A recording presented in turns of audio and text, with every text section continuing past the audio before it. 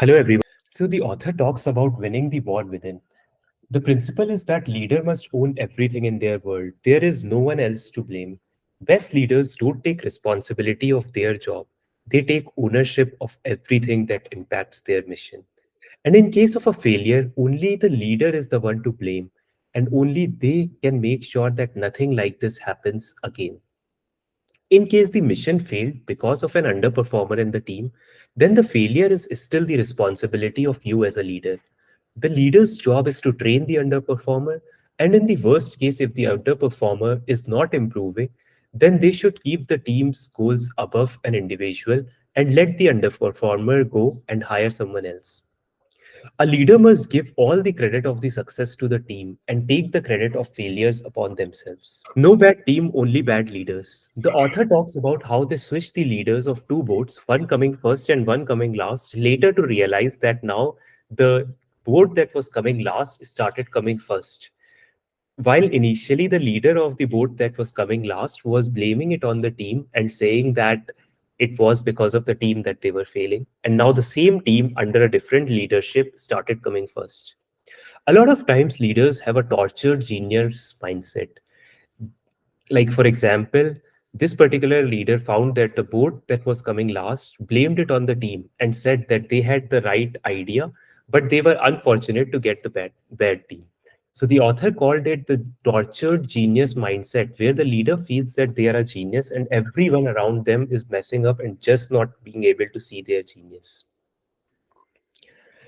Common mistakes leading mid-level managers not being bought into the plan and not selling it to their team well. A leader must believe in the greater cause. If they don't, they won't be able to convince others or take care of the challenges. They should rather ask questions upward to understand the why so that they can explain it downwards. Another thing that is important is keeping your ego in check. It is about the mission and not about you or someone else. It is easy to blame others.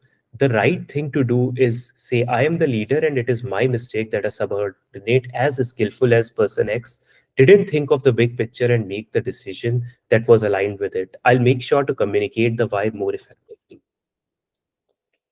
Cover and move.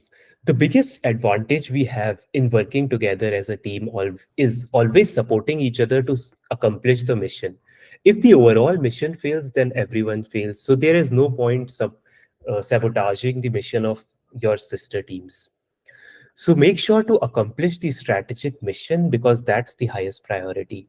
So to do that, we need to help each other, work together, and support each other to win. Stop having us versus them mentality and start supporting each other to achieve the mission.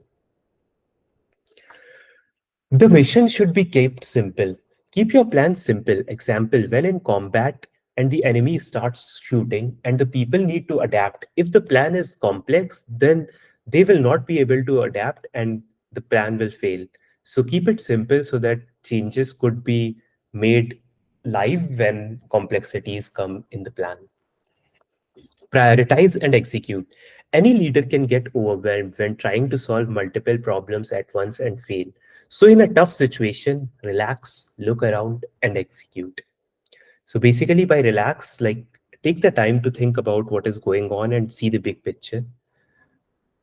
Uh, Make sure you consider the parameters and you prioritize what is important and execute on it rather than thinking of all the problems at once.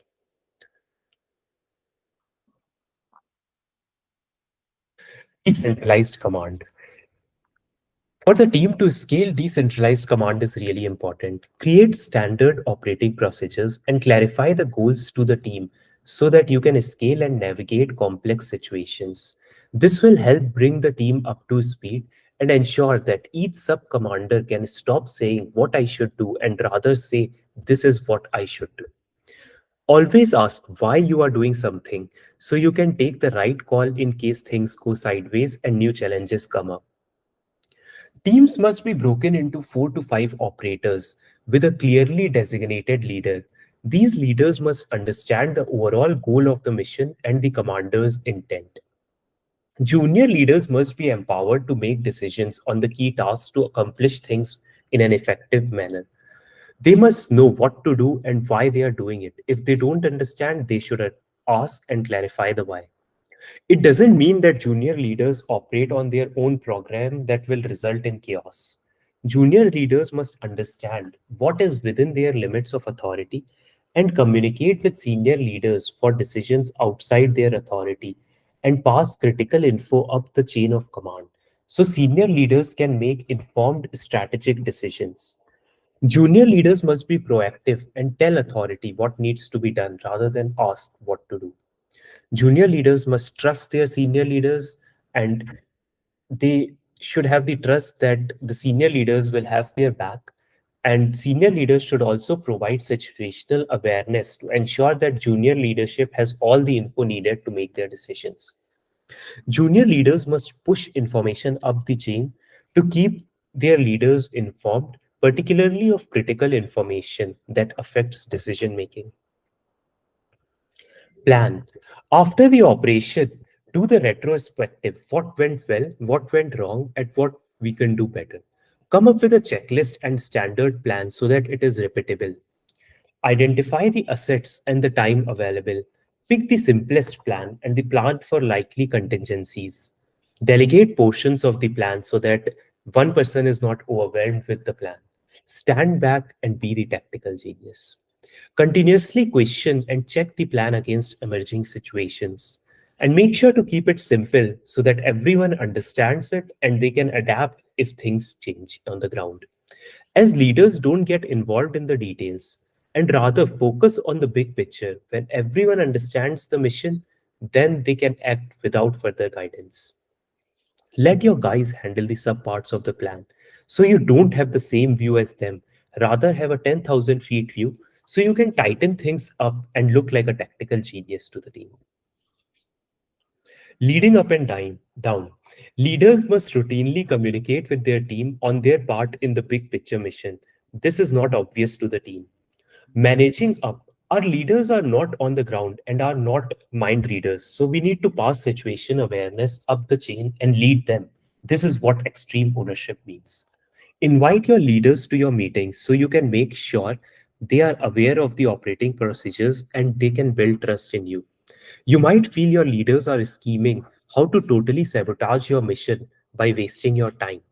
But that's not the case. They want you to be successful so that they can be successful. They just need to have that trust in you. The us versus them mentality is pretty common at all levels. Break that to lead. The leadership wants you to be successful. They can only be successful if you are successful. Ask questions and understand them.